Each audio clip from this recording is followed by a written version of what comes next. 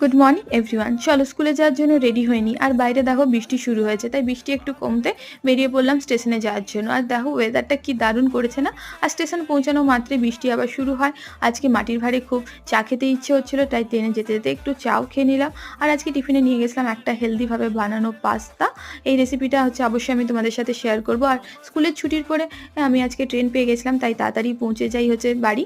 আর train থেকে নেমে একটু ফ্রুটস নিয়ে নিলাম, কারণ বাড়িতে একদমই ফ্রুটস নেই। আর বিকেলবেলায় বানিয়েছিলাম সুইট কর্ন চাট, তার জন্য হচ্ছে কড়াইতে একটু বাটার দিয়ে তাতে অ্যাড করে দিলাম সুইট কর্ন, ব্ল্যাক পেপার আর লবণ। আর তারপরে 2 মিনিট হচ্ছে নাড়াচাড়া করার পরে রেডি। তার সাথে অ্যাড করে দিলাম পেঁয়াজ আর লেবু, দিলেই রেডি হয়ে গেল সুইট কর্ন চাট। এরপরে একটু হচ্ছে নেল পালিশটা চেঞ্জ করে নিলাম, অনেকদিন একই নেল পালিশ পরেছি তাই। আর রাত্রেবেলায় ডিনারের পর না একটু আমার সুইট ক্রেভিংস হচ্ছিলো, তাই জন্য মিল্কের সাথে অ্যাড করে দিলাম ড্রিঙ্কিং চকলেট।